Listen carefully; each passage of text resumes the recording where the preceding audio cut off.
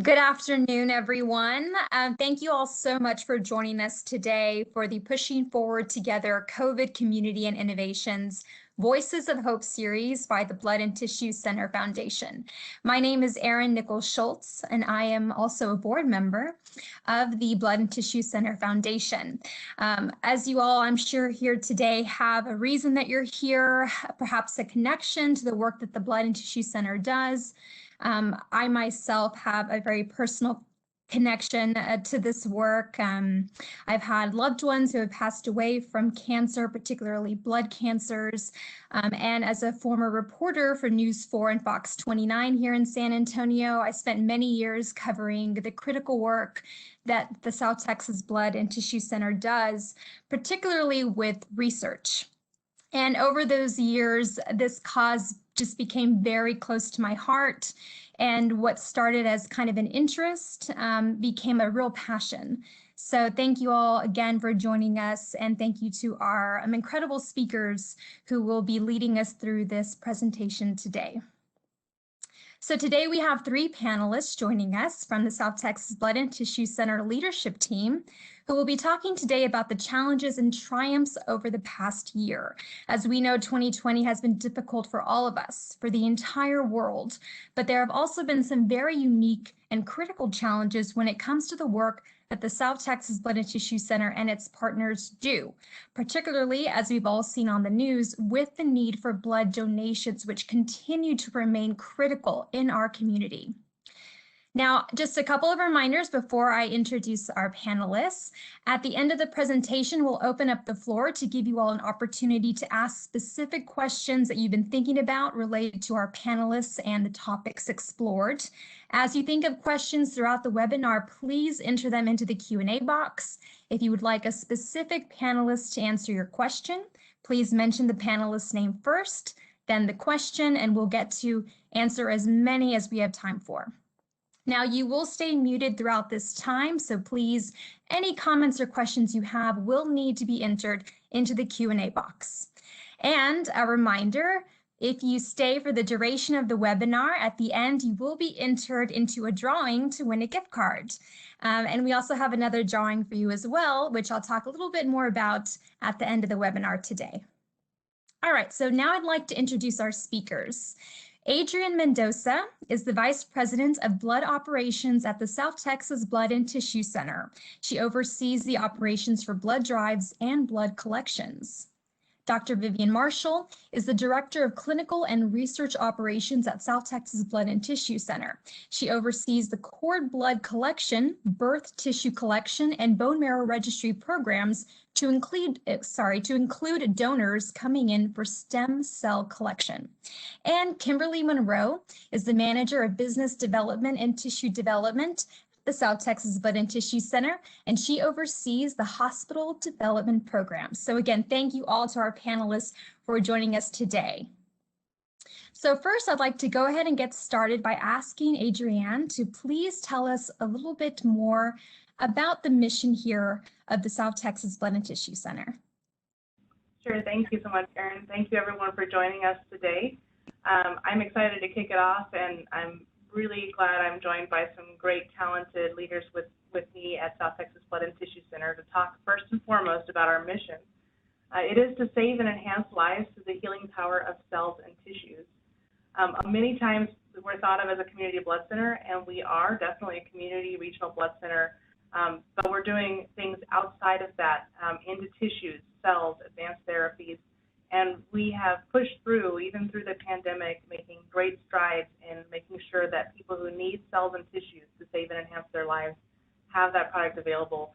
And it's through the support of the community and members of our civic leadership, business leaders in the community that have helped us make that happen, along with our donors.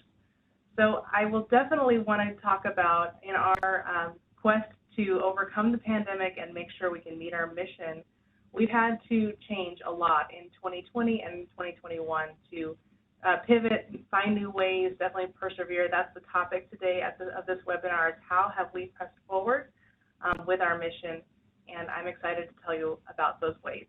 So next slide. So in March 2020, when the pandemic really kicked off, you guys probably recognize our blood mobiles that we have in the community. We often come to businesses and schools with a mobile drive solution where we have our fixed donor centers where people can come to us and donate on a regular basis at one of our brick and mortar establishments around the community, and we have 7 of those donor center locations.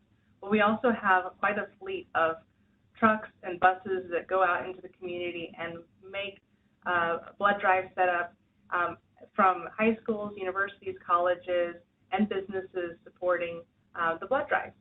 So you can see down here in one of our pictures is featuring the Bloodmobile. Back in 1974, we actually started our operations as a regional blood center, and the Bloodmobile or the bus was an integral part of that capability to reach the community and make sure we could collect donors' blood from all parts of the community. Really in 2020, the biggest impact we had was that many of our mobile drives, those high schools, those universities, colleges, they had to be canceled. In fact, between March 2020 and present, over 1,000 blood drives that were originally on the schedule, on the books to go out with a bus or an inside mobile setup were canceled.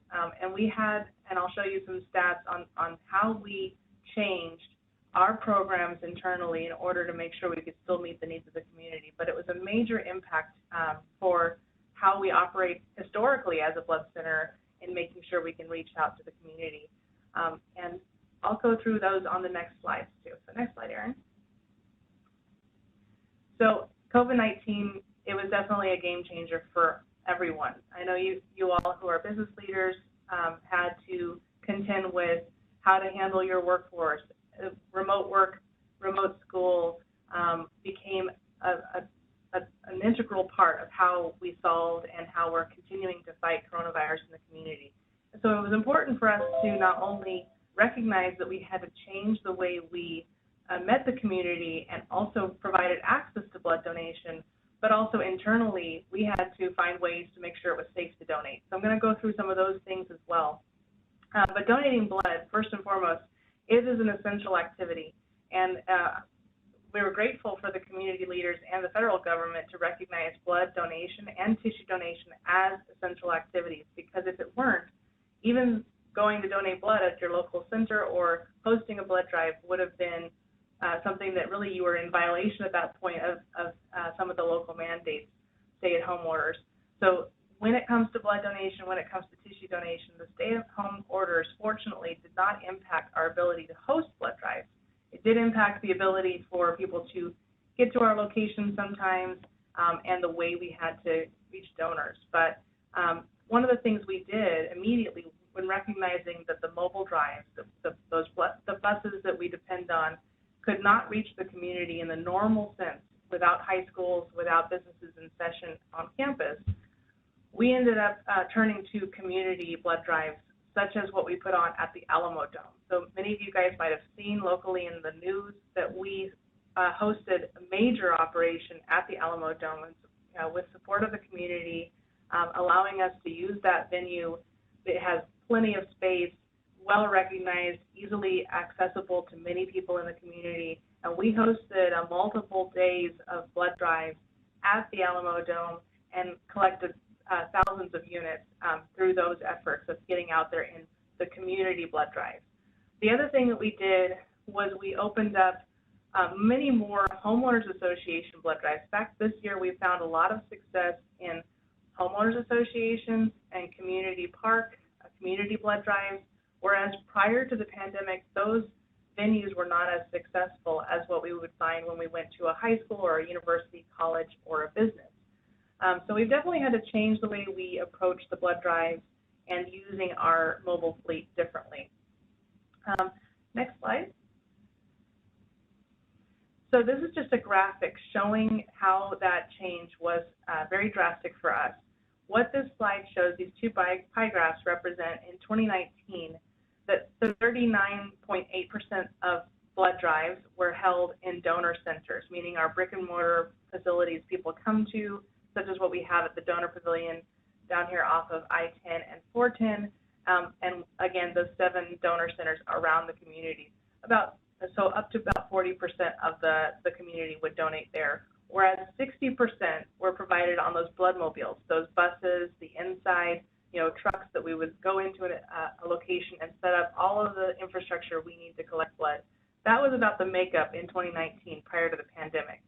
In 2020, blood mobiles began to represent what used to be the case for donor centers. About 40% of our blood drives take place on those mobile drives, mobile units, whereas we ended up needing to rely more on the donor centers, those brick and mortar establishments. What that really meant to us was that our access to new donors, which often come from the universities and high schools and in reaching communities, businesses, was greatly limited. And that's going to be continuing to be an issue probably going forward for us for a while until more of those mobile drives begin to resume and we can access more new donors. So we called and relied heavily on the existing donor base to come in to the donor center that they're used to coming to in order to help provide the needs of our community, which have continued to increase over 2020 and 2021 as compared to prior years because we're a growing community. Next slide. So speaking of the growing demand, so meeting the growing demand for blood in South Texas has been very difficult. Not only did we need to change the way we access donors and provide opportunities for blood donation and tissue donation through making sure we grew our capabilities at the fixed sites, our donor centers, and changed the way we handle mobile drives, but that increase that we're speaking of has been marked in terms of the demand. So the demand for blood in just March, this last month in 2021, across the largest 11 hospitals in our region, and our region spans 100 hospitals, over 100 hospitals, over 48 counties. So it's a vast region in South Texas that we're providing for. But the largest 11 hospitals we serve, in March, they grew 31% over the demand we saw in March of last year. So that's a huge increase in the need for blood product that was not anticipated. And in quarter one of 2020, across all of the South Texas region, really the demand increased nearly 10% over 2020. And in San Antonio, it's increased 20% to 30% over 2020. And what we're seeing is that people delayed medical care through the pandemic, and now they're going into their doctor. They're finding maybe that they need a bigger surgery than they might have needed had they not waited as they stayed home in the pandemic, or they're finding that they were reluctant to go to seek health care. Maybe they didn't want to go to the crowds or where people might be unwell, and so they delayed that. We also have a growing population in South Texas. It's grown significantly, as you guys have seen all of the stats. Texas as a state has definitely grown over the past 10 years significantly, but we're in one of the fastest growing areas of that state. And especially in areas in the suburban ring counties, which are among the fastest growing. So when you look at our utilization at hospitals for blood products, a lot of the growth and changes in the demand are outside of the central part of the city and in more of the suburban ring hospitals, because that's the area that's really growing quickly. And it's actually faster than Texas as a whole. Those suburban ring counties are growing faster than anywhere else in Texas. And then we also have an aging demographic. As people live longer, which is great, and even through the pandemic, people are growing older, and that medical care need is increasing, and our community is aging. So we have a greater need for blood that we're trying to meet at the same time that we've had these challenges, but we're overcoming. And in fact, we are collecting more blood from the community than we did in 2020 and in 2019. It's just not been enough to really overcome that demand. So I'll show you the next slide. And this is something that just is reflective of, this is a San Antonio Express News just last week, front page.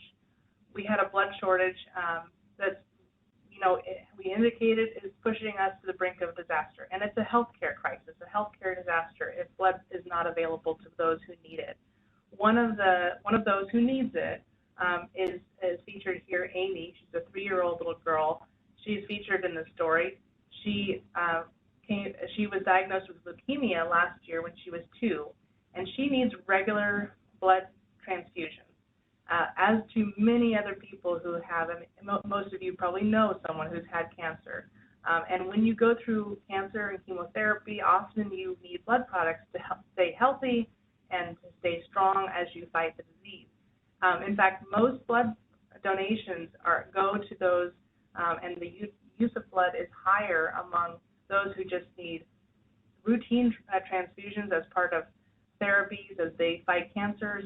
And it's not so much as you might think in trauma medicine. Trauma medicine is definitely a big need for blood, and it uses a lot of blood when someone is in a traumatic injury situation, but most blood goes to those like Amy and countless other patients that just need blood to stay strong as they fight the disease. So we really need our community to be creative with us, help us to host those blood drives. We hope as high schools, universities, colleges reopen and have on-campus settings, that some of that challenge we've seen will be overcome. But many of the businesses still have work from home solutions in place and may continue to have that. So we're going to need to be creative together to make sure that patients like Amy get the units of blood that they need. And it is our goal and our mission to make sure that parents of children like Amy, or those who are loved ones, or the patients themselves, never has to worry, never has to think about whether or not blood is available for them when they need it. So that's something that's really important to us, and I know it is to all of you. And next slide. One of the other things I want to speak to, a lot of curiosity comes from, what about convalescent plasma?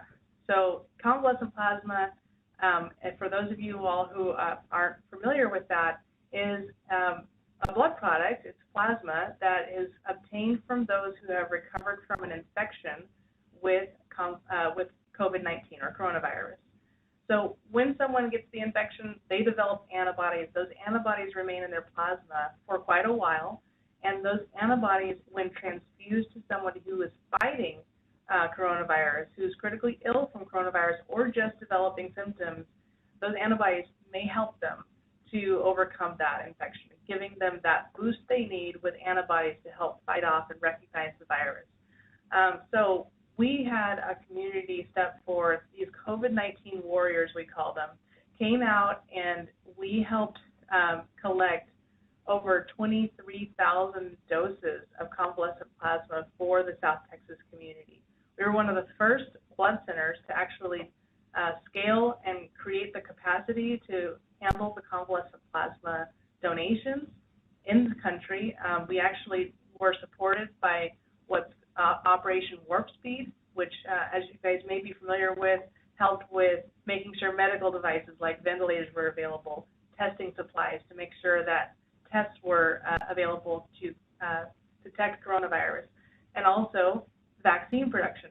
But in addition to that, there were therapeutics, and convalescent plasma was a therapy that was supported by Operation Warp Speed.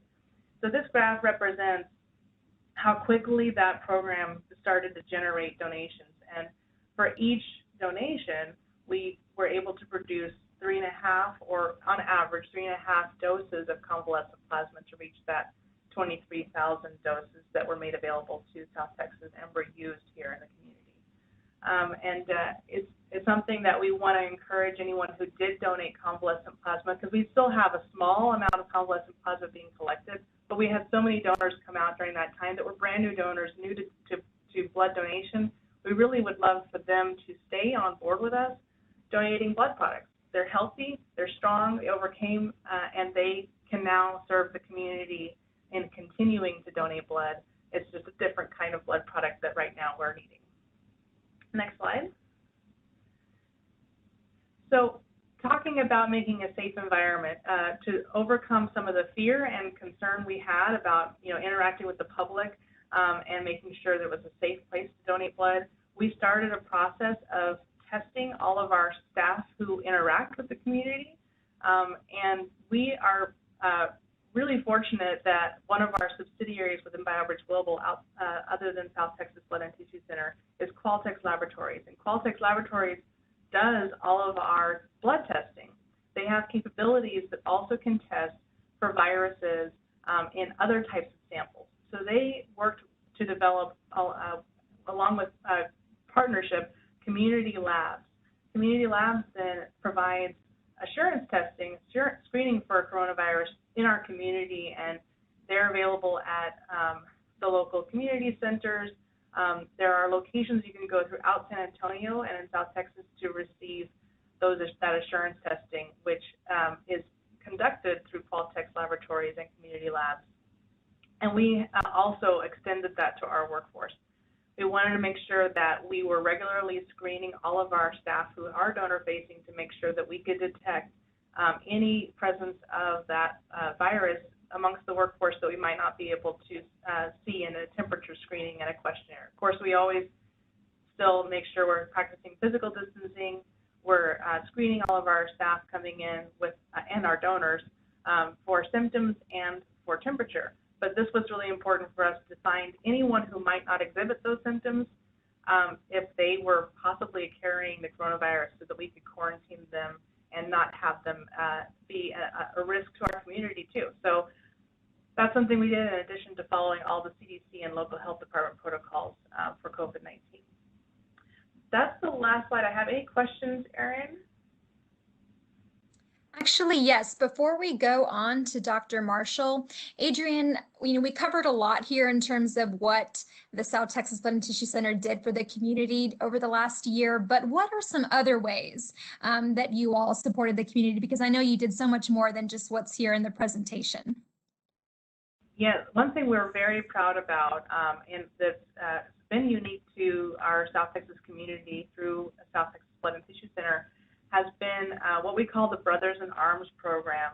And what this program is a way for us to provide whole blood, which is blood that, like what you donate at any of our donor centers, but it's not been processed to separate out different components of platelets, plasma, and red cells. Instead, they keep that whole blood together, and they're using that whole blood in our community on air medical, paramedics and ambulances to treat those who have a critical injury en route to the hospital, so that they can actually receive that whole blood prior to going to the hospital, and hopefully at that point they can stay strong enough and have enough fluids and blood to make it through into surgery and the next steps in their treatment. And we call it Brothers in Arms because we actually found a unique donor set in our community, and we continuously try to find these additional donors and recruit, but they're male donors who have O-positive blood, which we test to make sure that it is a low titered unit, meaning it has a low RH factor, meaning it's like a universal unit of blood. Can be used in anyone who might be receiving that without concern that it would have mismatch. So that program is first of its kind in the country and a civilian program. It's derived from the military idea that on the battlefield they would find the O-type donor and do a battlefield transfusion of blood. We took that concept, working with the military leaders, working with the trauma medical leaders in the community, and established the first of its kind civilian program. And we actually grew that program significantly over 2020, and in 2021 it's still growing, and it's gaining recognition around the country as a basis of design for other communities that have similar programs, because it's saving lives. Thank you, Adrienne. Well, now I'd like to go to Dr. Marshall with the next portion of our presentation. Thank you. It's great to be here this afternoon. If we can just go to the first slide, please, or the next slide. So as Adrienne mentioned, oh, can we go back to the mission slide? I'm sorry. Well, as Adrienne mentioned at the beginning of her talk, our mission here is to save and enhance lives through the healing power of human cells and tissue. And so you've heard a lot about blood from Adrienne, and I'm going to address some other cells that we collect and other tissues that we also collect, called birth tissue. If we can go to the next slide. The types of cells that my group collects are very specialized cells, and they're collected in a specialized manner for a specialized purpose. These are stem cells that circulate in the blood, called peripheral blood stem cells. and they're collected by a process called apheresis, which literally means separation of blood.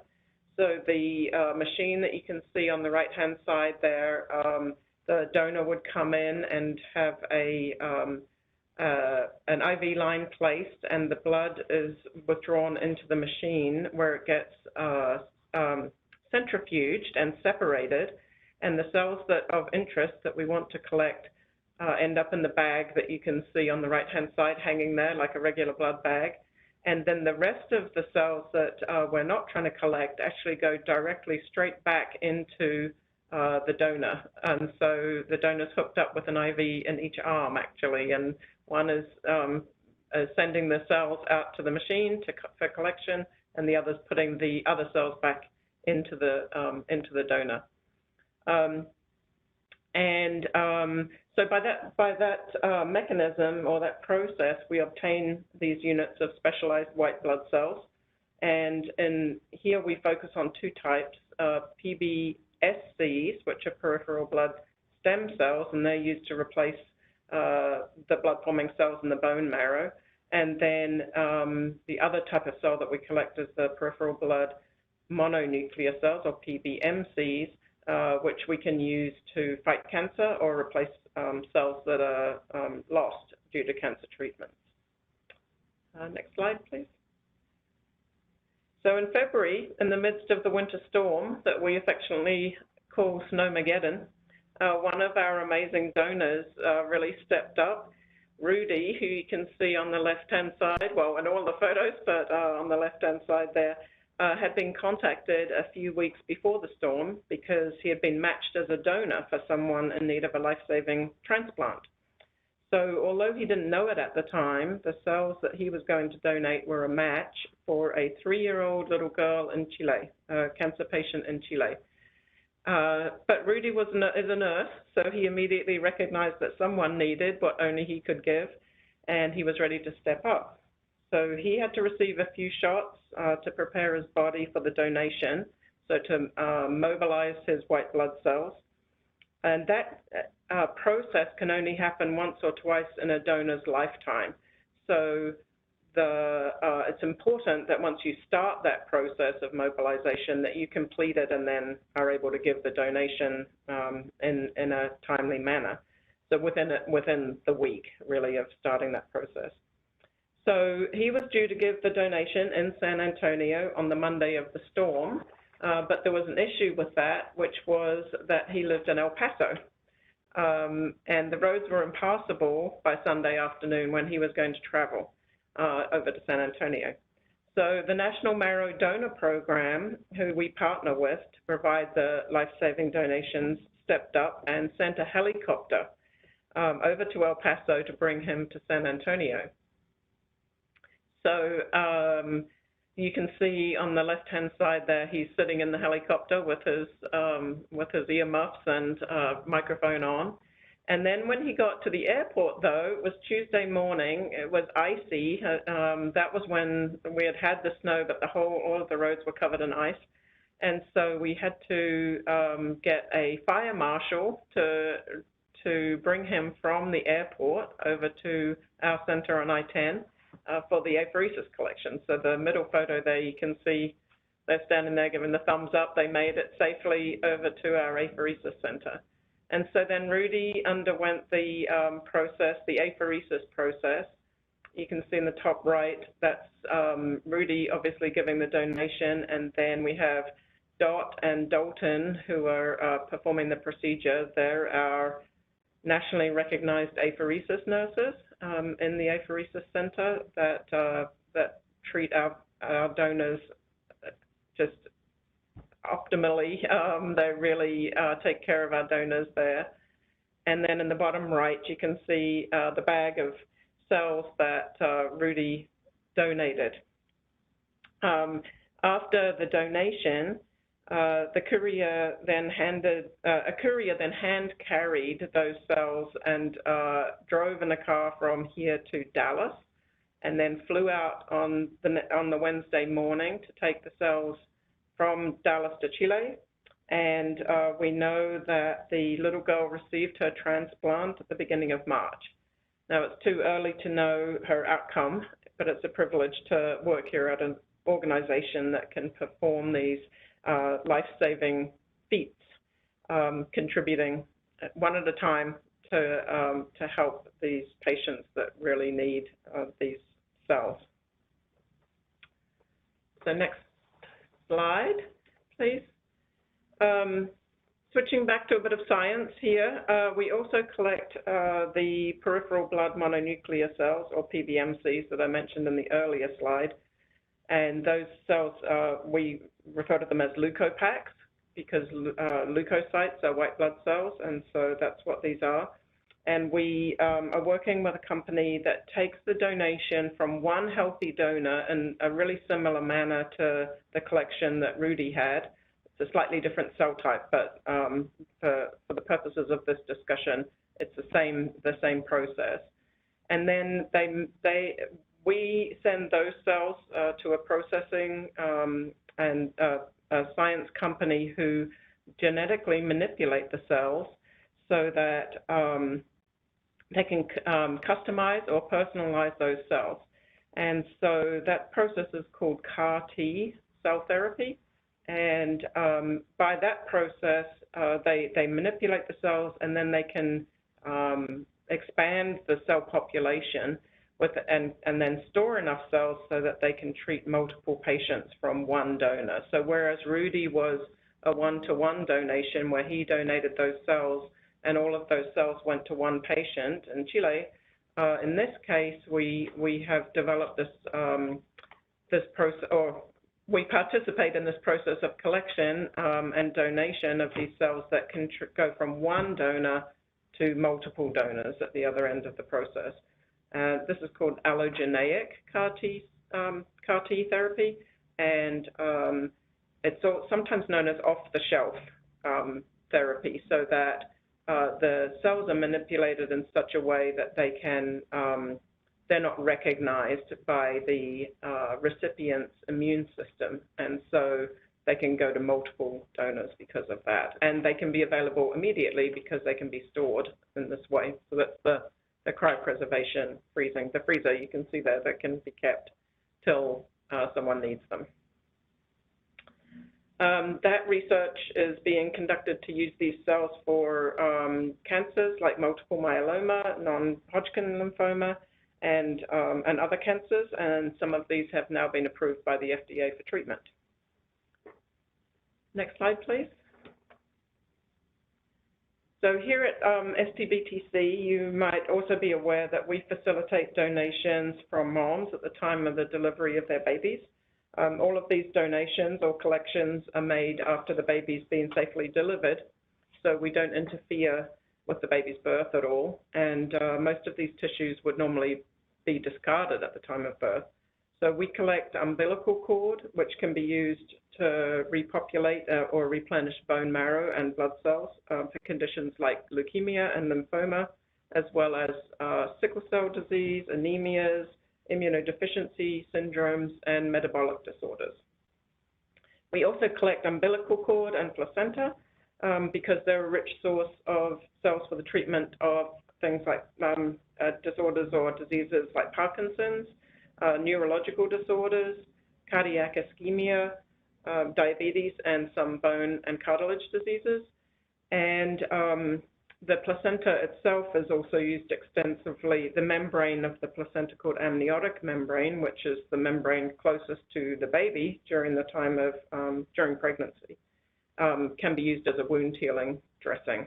And we call this our Born a Hero effort because just by being born, the mom and the mom donating the birth tissue and cord blood, that baby becomes a hero in the first minutes of their life. And maybe they save a life just by being born. So, next slide, please. About 24,000 transplants are performed in the US per year, and about 50,000 globally of cord blood or other blood cell transplants.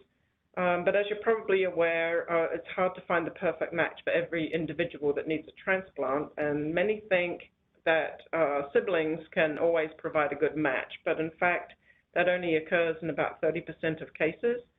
and the rest of the transplants come from unrelated donors. So one area that we're really trying to address and improve is the need for donors for all types of cells and tissue from diverse ethnic groups, so that genetic markers of the immune system will be more likely to match. And if you can go to the next slide, please. On this graph, you can see that this comes from the National Merit Donor Program, who I mentioned earlier in my Rudy story. On this graph, you can see that the likelihood of finding a match, like our 3-year-old in Chile had with Rudy, is 77% for white people, but only 46% for Hispanic or Latino patients. And that goes down to only 23% for the African American community. And the reason for that is because we have fewer African Americans and accordingly to the graph, Asians and Hispanics that actually sign up to be a match for donation. And so we really would like to educate, and we have a push to educate and encourage donors from all races and ethnicities to register to be blood and tissue donors to increase the likelihood of the match, because people are needing a match, and we really want to reduce that inequity. And with that, I'll hand over to Kimberly, who's going to be talking more about opportunities for other important tissue donations.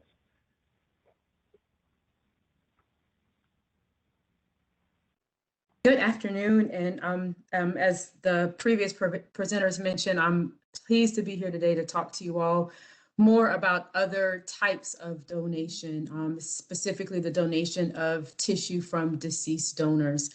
You know, one thing that I like to start with is the idea that donation offers hope for a second chance.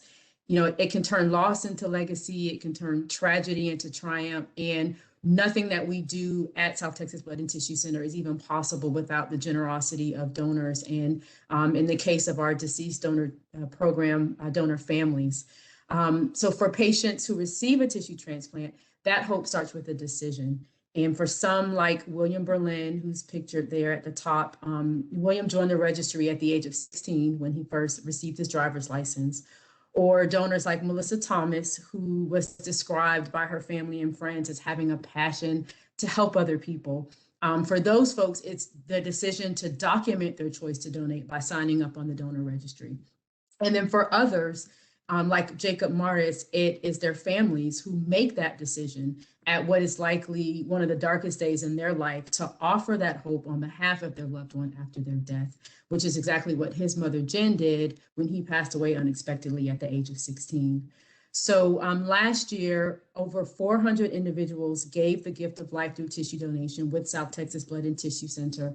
And what this translates into is the potential to heal over 30,000 people. In fact, about 1.7 million tissue transplants are done in the United States every year. And again, that just would not be possible without the decision of donors and donor families. Next slide, please. But it does not stop there. So we have a grief support legacies program, which provides continuous aftercare and support to donor families. It's headed up by Susan Smith, who was our grief support and life legacies manager. Before the pandemic, this program included live grief support groups and other in-person remembrance events, both at our facility here in San Antonio, as well as throughout the community and in the other regions that we serve, which would be Laredo, Corpus Christi, and the Rio Grande Valley. But like a lot of organizations who had to make adjustments to how we deliver programs, we complete a lot of these programs now virtually. So some of the ways that we reach out to our donor families is about 10 days to 14 days after the initial donation. Each family receives a thank you letter and a donor certificate of honor. We also provide a quarterly newsletter, which provides resources, articles, books of interest. We also highlight donor stories. We offer a private donor family Facebook group where we provide virtual support groups, Facebook Live events, and other types of interactive remembrance activities. We also send families what we call our periodic mailing. So these happen 3 months, 6 months, and then 9 months after the donation. And it's a beautiful mailer that includes information, inspirational stories, and we also offer a grief journal. So families have an opportunity to just sit down and work through their grief in a very personal way.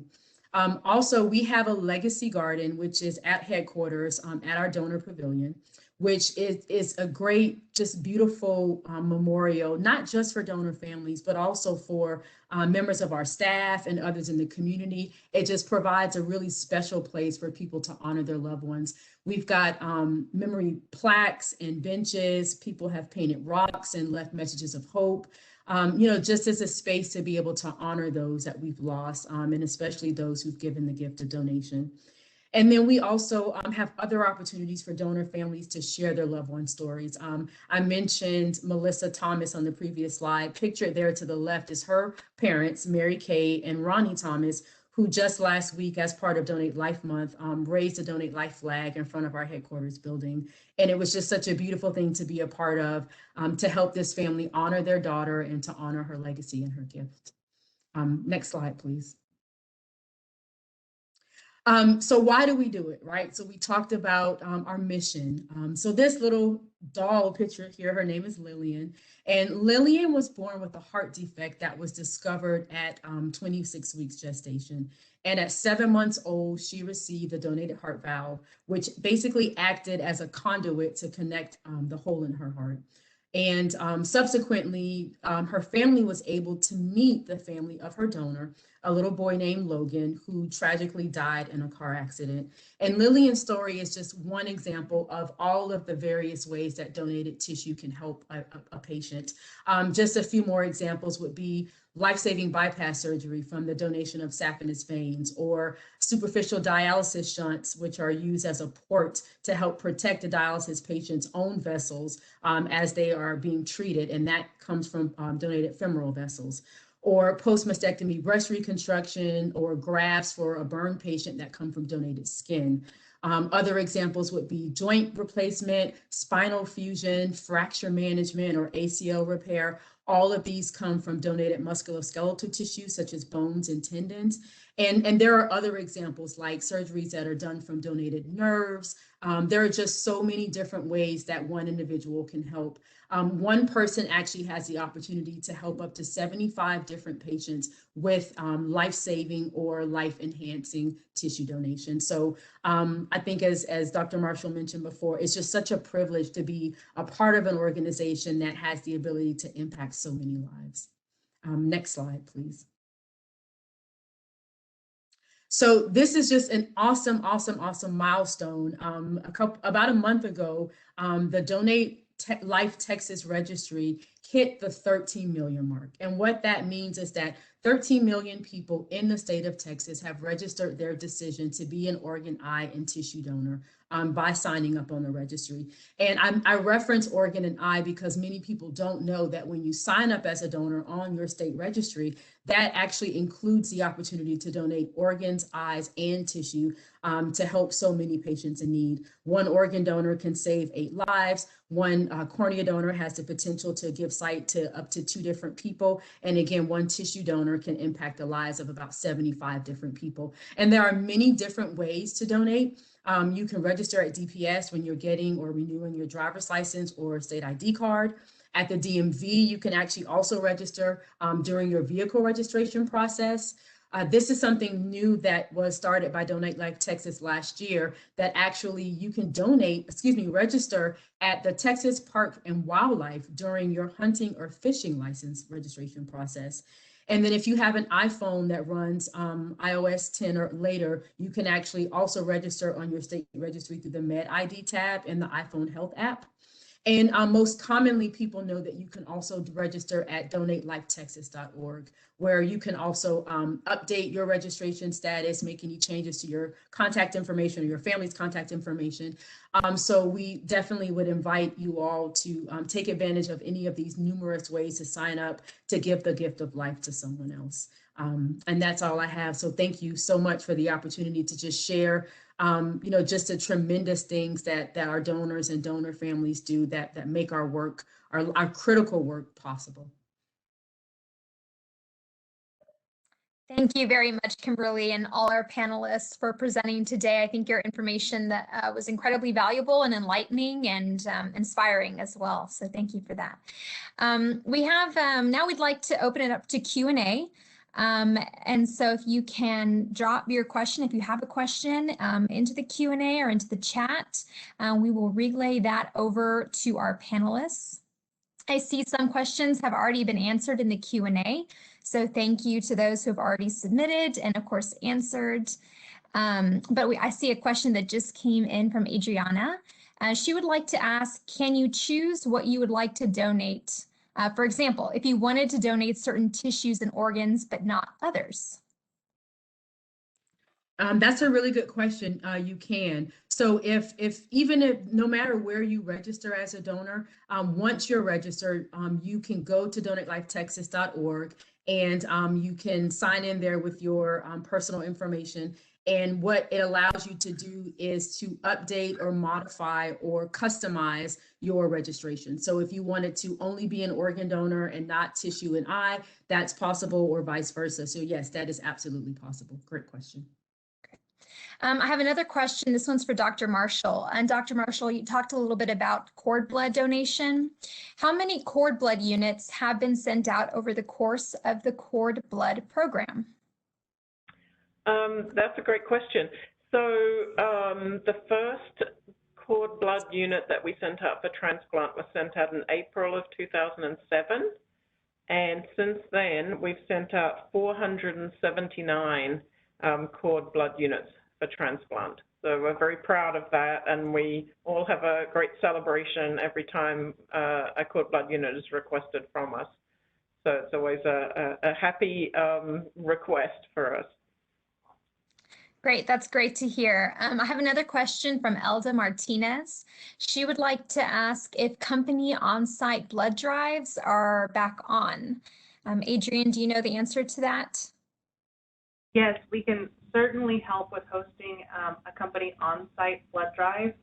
It depends on the sponsor or the company and how they want to coordinate that with us, but we can go either with to their campus with a blood mobile, like I mentioned, one of our buses, or we can also make use of space that the sponsor has within their facility to host the blood drive. So to get involved and to see if you'd like to host a blood drive, go to our website, southtexasblood.org, and there is a place that you can click on to say, I would like to host a blood drive or sponsor a blood drive, and then we can get started to do that. We would love to help you with that. And Elda also just had a quick follow-up to that. Besides blood drives, how can companies partner with the South Texas Blood and Tissue Center Foundation? I can take that one too. We certainly can use help in getting the word out. I know a lot of businesses in our community are encouraging their employees to donate. If they can't necessarily have a blood drive on campus, we have the option of having those employees come over and donate at one of our donor centers or find a community blood drive where they can. And I think encouraging the employees to donate, encouraging their other leadership to get involved is definitely a way to support us. And also not only blood donation, but understanding the other types and ways to give to help the community with blood and tissue. And I'd like to just add one other thing to that response. I believe so much in the power of sharing stories. And so if there are any individuals at your company who have been touched personally by any of the ways of donation that we've mentioned, and you would like to share your story either as a donor, a donor family, a transplant recipient, those go so far in connecting with people and encouraging them to either sign up on our registry or to come, as Adrian mentioned, to one of our collection sites to be able to give. Thank you for that. Max Lopez would like to know if we work with the Gift of Life Bone Marrow Registry or if we have our own separate registry. I can take that. We work with the National Marrow Donor Program. which is called Be the Match. It's the Be the Match registry, which operates throughout the U.S. And so we have any people that we work on recruitment of donors for that program. And so people that are recruited for that program would be signed up on the Be the Match registry. We don't keep our own separate registry just for STPTC. Gotcha. This is also a question for you, Dr. Marshall. Adriana has asked, what do you do if you want to donate cord blood? Well, if you are pregnant and wanting to, and thinking about birth tissue or cord blood donations at the time of delivery, I think the best answer to that is to go to our website, southtexasblood.org, and you'll find on there a page that's called Ways to Donate, and there's a link that you can click on there to get more information about how to donate your cord blood. So we currently collect in the Valley at a hospital in the Valley and several hospitals in San Antonio and a couple of hospitals in Austin. So. Gotcha. Thank you. This question comes from Mary Ulig. She would like to know, how does tissue donation affect a family's ability to have a funeral or viewing? That's a very good question, actually. It does not impact their ability to have a viewing. So an open viewing is still possible after tissue donation.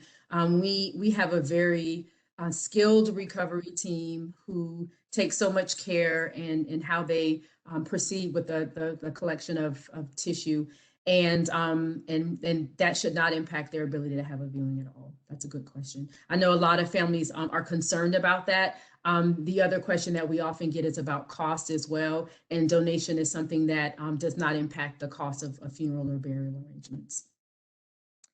Thank you, Kimberly. This is a pretty timely question, this next question. Patty Wiley would like to know, if having your COVID shot can impact your ability to donate blood. In particular, she's asking or saying she's a regular donor. She just received her first COVID shot. Does she need to wait after her second shot to donate? If so, how long? I can answer that. So, Patty, thank you for donating and for getting your vaccination. That's really important for our community. And actually, I have really good news that you don't have to wait at all, either between your first or second dose of the vaccine to actually donate blood. We do ask the question about having recently received a vaccine of any kind, but once we know what vaccine it is, and with the COVID vaccines that are currently out and available right now, there's no waiting period between the vaccine and the donation. So you're eligible right now to donate. And actually, I have a question I'd like to ask, kind of along the same lines as this. I understand for a while, every time you donated blood, because I donated blood and I received an antibody test. Are those tests still being done now that the vaccine is out? We are still encouraging, we have an opportunity for donors who are interested in getting the antibody testing through the Texas CARES program. It's actually a research program that's evaluating how long antibodies stay within the population that has the antibodies present.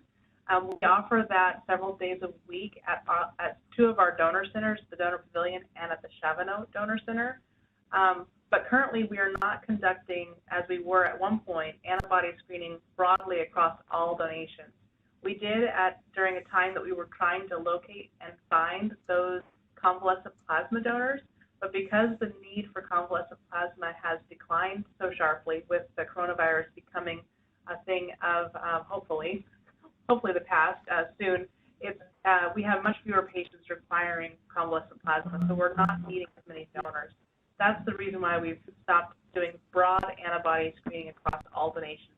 But if for those who are interested, like I said, we have a participating partner out here at two of our donor centers several times a week through Texas CARES to do that antibody testing if they so choose. And here's a follow-up question. Even though the need for convalescent plasma has decreased, If someone has recently recovered from COVID-19, how soon after recovering can they donate? They have to wait for the 14 days after their last symptoms have resolved before they can donate. That's something that makes sure that they're healthy and able to donate, and that there's no lingering infection that would be present that would preclude them from being healthy enough to donate and to provide blood to our recipients. Okay, excellent, excellent. I see we have a couple of additional questions that have come up in the Q&A. A couple have already been answered, but here's another one. Heather Pearl Hughes is asking if we accept financial donations, and if this can be done anonymously. Oh, I'm sorry. Sorry, Heather. But are we taking financial donations at this time? Yes, we have, again, on our website, southtexasblood.org, there is a link to making a financial contribution. I believe it can be done anonymously, and I can find out more about that for sure, but we are definitely encouraging if that's a way that you can give. Our foundation is always looking for opportunities for philanthropy in our community to help us with our mission, so that option's there. And I think we do have time for one more question. And this is from Elsie. She would like to know, is there a possibility of getting a guest speaker to come out and speak to our employees about the importance of donating blood? Yes, I know for myself, speaking for myself and the whole team here at South Texas Blood and Tissue Center, we love the opportunity to talk about the options of donating blood and tissues. If there is a particular venue you'd like to have a representative of us at, we will definitely make time to do that. We think it's really important to keep that education out there for the community. Great, thank you. Thank you all so much for submitting your questions to the panelists, and thank you to our panelists as well for addressing them. As part of our closing remarks, we just want to remind everyone that April is National Volunteer Month. So this is a great time to donate blood or host a blood drive. Thank you to those who have already expressed some interest in hosting a blood drive or donating. You can also register for the National Marrow Donor Program. This is a great way, again, just as we've kind of talked about in saving lives during this time. It's so critical to find matches for those patients who need a donor. You can register as a tissue or organ donor. That can be done super easy through the DMV. I know I'm a registered organ donor there. It's on my driver's license. You can donate cord blood for those moms who are expecting. You can talk to your doctor, make that plan now. And you can also donate to the Blood and Tissue Center Foundation. As we kind of just talked about, we do have ongoing programs throughout the year and initiatives. And so we would greatly appreciate your support in any of these capacities. Again, whether it's just donating blood, hosting a blood drive, registering as a donor, or donating, making a financial contribution to the Blood and Tissue Center Foundation. We greatly appreciate everything and anything that you all find it in your hearts to do to support our mission during this time. So again, thank you to our panelists, Adrienne, Vivian, and Kimberly. We appreciate you all taking the time from your very important work schedules to share this information on these extremely critical topics. And to all those who joined us today, thank you. We hope you enjoyed today's webinar. We also welcome you to submit any questions. If you didn't get an answer to your question, or you had one you just would like to have answered privately, you can email those questions to foundation@biobridgeglobal.org. And also, please follow us on social media.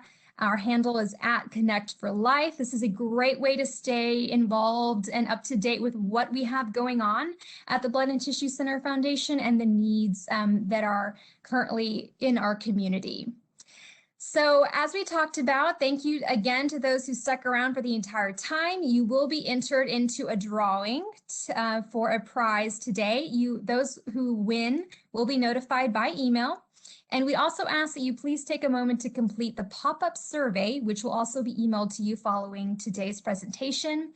Those who respond will be entered into a secondary gift card drawing, and the winner will be notified at noon tomorrow. So again, thanks for joining us. Follow us on social media, donate blood, and just stay in touch with us. We appreciate you all. Have a great day.